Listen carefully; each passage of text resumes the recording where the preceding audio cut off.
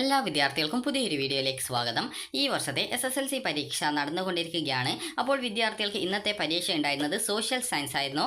അപ്പോൾ social science 80 മാർക്കിലെ പരീക്ഷയാണ്. അപ്പോൾ 80 മാർക്കിലെ പരീക്ഷ അതുകൊണ്ട് തന്നെ 2.5 മണിക്കൂറായിരുന്നു വിദ്യാർത്ഥികൾക്ക് ഇന്നത്തെ പരീക്ഷ നടന്നിട്ടുണ്ടായിരുന്നത്. അപ്പോൾ വിദ്യാർത്ഥികൾക്ക് ഇന്നത്തെ പരീക്ഷ ഈസി ആയിരുന്നു. അപ്പോൾ നിങ്ങൾക്ക് എത്ര മാർക്ക് ലഭിക്കാനാണ് സാധ്യതയുള്ളത്? അതായത് നിങ്ങൾക്ക് A+ കിട്ടുമോ, അതല്ലെങ്കിൽ നിങ്ങൾ ജസ്റ്റ് പാസ്സാണോ, പാസിന് വേണ്ട മാർക്ക് മാത്രമേ നിങ്ങൾക്ക് കിട്ടുമോ, എങ്ങനെയാണ് എന്നുള്ളത് വിദ്യാർത്ഥികൾ താഴെ കമൻറ്റ് ചെയ്യുക.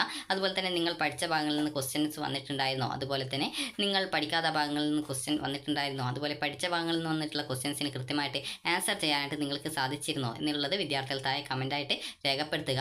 അപ്പോൾ വിദ്യാർത്ഥികൾ ശ്രദ്ധിക്കേണ്ട കാര്യം എന്ന് പറയുന്നത്, ഈ ഒരു സോഷ്യൽ സയൻസ് പരീക്ഷ ഓൾറെഡി കഴിഞ്ഞിട്ടുണ്ട്. അപ്പോൾ അതുകൊണ്ട് തന്നെ ഇനി നിങ്ങൾ പ്രത്യേകിച്ച് അതേക്കുറിച്ച് ഉള്ള എഴുതാൻ പറ്റിയിട്ടില്ലെങ്കിൽ അതേക്കുറിച്ച് നിങ്ങൾ ടെൻഷൻ അടിക്കേണ്ട യാതൊരു ആവശ്യമില്ല. കാരണം ചില വിദ്യാർത്ഥികൾക്ക് ഈ ഒരു പഠിച്ചിട്ടുള്ള കാര്യങ്ങൾ ക്വസ്റ്റ്യൻസ് വന്നിട്ടുണ്ടായിരിക്കും. എന്നാൽ ചില സമയത്ത് പഠിച്ച കാര്യങ്ങൾ ചിലപ്പോൾ ആ ഒരു ക്വസ്റ്റ്യൻ കണ്ട സമയത്ത് മറന്നു പോയത് കാരണം ചിലപ്പോൾ ആൻസർ കൃത്യമായിട്ട് എഴുതാൻ സാധിക്കാതെ വന്നിട്ടുള്ള വിദ്യാർത്ഥികളുണ്ടാവും. അപ്പോൾ അങ്ങനെയുള്ള വിദ്യാർത്ഥികൾ ഒട്ടും ടെൻഷൻ അടിക്കേണ്ടതില്ല.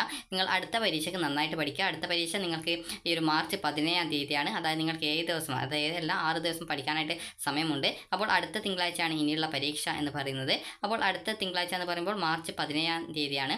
മാർച്ച് 17-ാം തീയതി തിങ്കളാഴ്ച രാവിലെ 9:30 മുതൽ 12:15 വരെ നിങ്ങൾക്ക് ഗണിതശാസ്ത്രമാണ് പരീക്ഷ. അതും 80-ലാണ് വരുന്നത്. അപ്പോൾ അതിന് നന്നായിട്ട് പഠിച്ച് അതിൽ ഒരു 80-ൽ ഒരു 75 മാർക്കെങ്കിലും നിങ്ങൾ വായിക്കാനായിട്ട് ശ്രദ്ധിക്കുക. കാരണം ഒരാഴ്ച നിങ്ങൾക്ക് പഠിക്കാൻ സമയമുണ്ട്, വെറുതെ വേസ്റ്റ് ആക്കരുത്. അപ്പോൾ അതുകൊണ്ട് തന്നെ നന്നായിട്ട് പഠിച്ച് കൂടുതൽ മാർക്ക് നിങ്ങൾ മാത്സിന് വായിക്കാനായിട്ട് പ്രത്യേകം ശ്രദ്ധിക്കുക.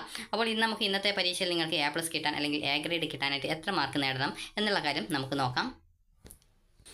അപ്പോൾ ഇന്നത്തെ പരീക്ഷയിൽ വിദ്യാർത്ഥികൾക്ക് A+ കിട്ടാനായിട്ട് എത്ര മാർക്ക് വേണം എന്ന് ചോദിച്ചു കഴിഞ്ഞാൽ 70 മുതൽ 80 വരെ മാർക്ക് നിങ്ങൾക്ക് കിട്ടിക്കഴിഞ്ഞാലാണ് വിദ്യാർത്ഥികൾക്ക് A+ ഗ്രേഡ് കിട്ടുക. അതായത് 70 മുതൽ 80 വരെ മാർക്ക് കിട്ടിക്കഴിഞ്ഞാലാണ് A+ ഗ്രേഡ് കിട്ടുക. അതുപോലെ 60 മുതൽ 69 വരെ മാർക്ക് കിട്ടിക്കഴിഞ്ഞാൽ A ഗ്രേഡ് കിട്ടും. 50 മുതൽ 59 വരെ മാർക്ക് കിട്ടിക്കഴിഞ്ഞാൽ B+ ഗ്രേഡാണ് കിട്ടുക. അതുപോലെ തന്നെ 40 മുതൽ 49 വരെ മാർക്ക് കിട്ടിയാൽ B ഗ്രേഡ്. അതുപോലെ 30 മുതൽ 39 വരെ മാർക്ക് കിട്ടിക്കഴിഞ്ഞാൽ C+ ഗ്രേഡ്. 20 മുതൽ 29 വരെ മാർക്ക് കിട്ടിക്കഴിഞ്ഞാൽ C ഗ്രേഡ്. 10 മുതൽ 19 വരെ മാർക്ക് കിട്ടിക്കഴിഞ്ഞാൽ D+ ഗ്രേഡാണ് കിട്ടുക. അപ്പോൾ ഇതിന് താഴെ നിങ്ങൾക്ക് ഏത് ഗ്രേഡ് കിട്ടിക്കഴിഞ്ഞാൽ നിങ്ങൾ തോൽക്കും. കാരണം DO EO കിട്ടിയാൽ നിങ്ങൾ ആ ഒരു സബ്ജക്റ്റ് ഫെയിൽഡ് ആവും. അതായത് നിങ്ങൾക്ക് മിനിമം വേണ്ട മാർക്ക് എന്ന് പറയുന്നത് 30% മാർക്കാണ്. 30% എന്ന് പറയുന്നത് എഴുത്ത് പരീക്ഷയുടെ മാർക്കും അതുപോലെ തന്നെ CE മാർക്കും ടോട്ടൽ കൂട്ടുന്ന സമയത്ത് ആകെ മാർക്കിൻ്റെ 30% വേണം. അതായത് TE മാർക്ക് എന്ന് പറയുമ്പോൾ എഴുത്ത് പരീക്ഷയുടെ മാർക്ക് 80-ലാണ് വരിക. അതുപോലെ CE എന്ന് പറയുമ്പോൾ അത് 20 മാർക്കാണുള്ളത്. ടോട്ടൽ കൂട്ടുമ്പോൾ 100 മാർക്കാണ്. 100ൻ്റെ 30% എന്ന് പറയുന്നത് 30 മാർക്കാണ്. അപ്പോൾ വിദ്യാർത്ഥികൾ ഈ രീതിയിൽ 30 മാർക്ക് നിങ്ങൾ കിട്ടിക്കഴിഞ്ഞാലാണ് നിങ്ങൾ ജയിക്കുക. അപ്പോൾ ഇവിടെ നിങ്ങൾക്ക് കാണാം 10 മുതൽ 19 വരെ എന്ന് പറയും. അപ്പോൾ 10 മുതൽ 19 വരെ എന്ന് പറയുമ്പോൾ നിങ്ങൾ ഇന്നത്തെ പരീക്ഷയിൽ ഒരു 10 മാർക്ക് വാങ്ങിച്ചോ, നിങ്ങൾക്ക് ഫുൾ CE മാർക്ക് കിട്ടിയിട്ടുണ്ടെങ്കിൽ അത് 30 മാർക്ക് കിട്ടിക്കഴിഞ്ഞാൽ 30% മാർക്ക് നിങ്ങൾക്ക് കിട്ടി നിങ്ങൾ ആ ഒരു സബ്ജക്റ്റ് ജയിക്കുന്നത് ആയിരിക്കും. അതേസമയം 9 മാർക്കാണ് കിട്ടുന്നതെങ്കിൽ, അതായത് എഴുത്ത് പരീക്ഷയിൽ 9 മാർക്ക് മാത്രമേ കിട്ടുന്നുള്ളൂവെങ്കിൽ ഈ ഒരു 9ഉം 20ഉം 29 മാർക്ക് മാത്രമേ കിട്ടുള്ളൂ. അതായത് 30% മാർക്ക് നിങ്ങൾക്ക് കിട്ടിയിട്ടില്ല എന്നുള്ളത് മനസ്സിലാക്കാം. അങ്ങനെ വരുന്ന സാഹചര്യത്തിലാണ് DO EO ഗ്രേഡിലൊക്കെ ആയിട്ട് മാറുന്നത്.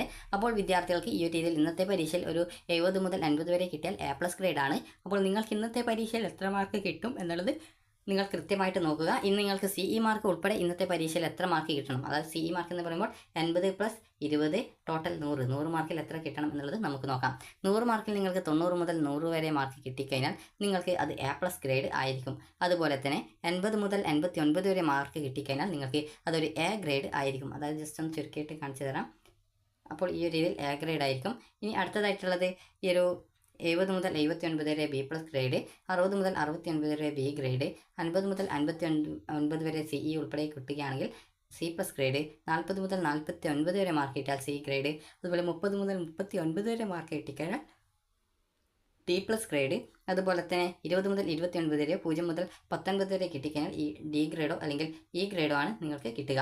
അപ്പോൾ ഈ ഒരു DO EO നിങ്ങൾക്ക് കിട്ടുകയാണെങ്കിൽ, അതായത് DO EO കിട്ടുകയാണെങ്കിൽ വിദ്യാർത്ഥികൾ ആ ഒരു സബ്ജക്റ്റ് തോറ്റതായിട്ട് കണക്കാക്കുന്നതും വിദ്യാർത്ഥികൾ പിന്നീട് SSLC പരീക്ഷയിൽ വീണ്ടും ജയിക്കേണ്ടതായിട്ട് വരുന്നതായിരിക്കും. അപ്പോൾ എല്ലാ വിദ്യാർത്ഥികൾക്കും വിജയാശംസകൾ നേരുന്നു. അപ്പോൾ വിദ്യാർത്ഥികൾ ഇന്നത്തെ പരീക്ഷ എങ്ങനെയായിരുന്നാലും വിദ്യാർത്ഥികൾ ഇനിയുള്ള ഗണിതശാസ്ത്രം, അതായത് ഇനി 17-ാം തീയതി നടക്കുന്ന തിങ്കളാഴ്ച നടക്കുന്ന ഗണിതശാസ്ത്രം പരീക്ഷയ്ക്ക്, അതായത് കണക്ക് പരീക്ഷയ്ക്ക് നന്നായിട്ട് പഠിച്ച് കൂടുതൽ മാർക്ക് വാങ്ങിക്കുക. അതുപോലെ കണക്ക് നിങ്ങൾ കൃത്യമായിട്ട് ചെയ്ത് പഠിക്കാനായിട്ട് ശ്രദ്ധിക്കുക. കാരണം മാത്സ് ഒക്കെ ചെയ്യാതെ പഠിച്ചു കഴിഞ്ഞാൽ നിങ്ങൾക്ക് അത് പിന്നീട് എക്സാം ഹാളിൽ നിന്നും നിങ്ങൾക്കത് ചെയ്യാനൊക്കെ ബുദ്ധിമുട്ടായിരിക്കും. കാരണം ഏതെങ്കിലും നിങ്ങൾ ജസ്റ്റ് മനഃപ്പാഠം പഠിക്കുന്ന രീതിയിൽ കാണാതെ പഠിക്കുകയാണെങ്കിൽ ഏതെങ്കിലും ഒരു സ്റ്റെപ്പ് നിങ്ങൾ മറന്നു പോയിട്ടുണ്ടെങ്കിൽ നിങ്ങൾക്ക് പിന്നീട് ബാക്കി സ്റ്റെപ്പ് ചെയ്യാനുള്ള ആ ഒരു കാര്യം നിങ്ങൾക്ക് ചെയ്യാനായിട്ട് സാധിക്കില്ല. അപ്പോൾ അതുകൊണ്ട് തന്നെ ജസ്റ്റ് മാത്സ് ഒക്കെ ആയതുകൊണ്ട് ചെയ്ത് പഠിക്കുക. അതായത് ഒരു പേപ്പറിലെടുത്ത് ജസ്റ്റ് ഒന്ന് എഴുതി പഠിക്കാനായിട്ട് ശ്രദ്ധിക്കുക. അതുപോലെ പ്രോബ്ലംസ് സോൾവ് ചെയ്ത് പഠിക്കുക. അപ്പോൾ വിദ്യാർത്ഥികൾക്ക് എല്ലാവർക്കും വിജയാശംസകൾ നേരുന്നു. ഇനിയുള്ള പരീക്ഷയ്ക്ക് നിങ്ങളൊരു 80-ൽ ഒരു 75 മാർക്കെങ്കിലും നേടാനായിട്ട് പ്രത്യേകം ശ്രദ്ധിക്കുക. അപ്പോൾ നിങ്ങൾക്ക് ഈ ഒരു വീഡിയോ ഉപകാരപ്രദമായിട്ടുണ്ടെങ്കിൽ ലൈക്ക് ചെയ്യുക, ഷെയർ ചെയ്യുക. Thank you for watching.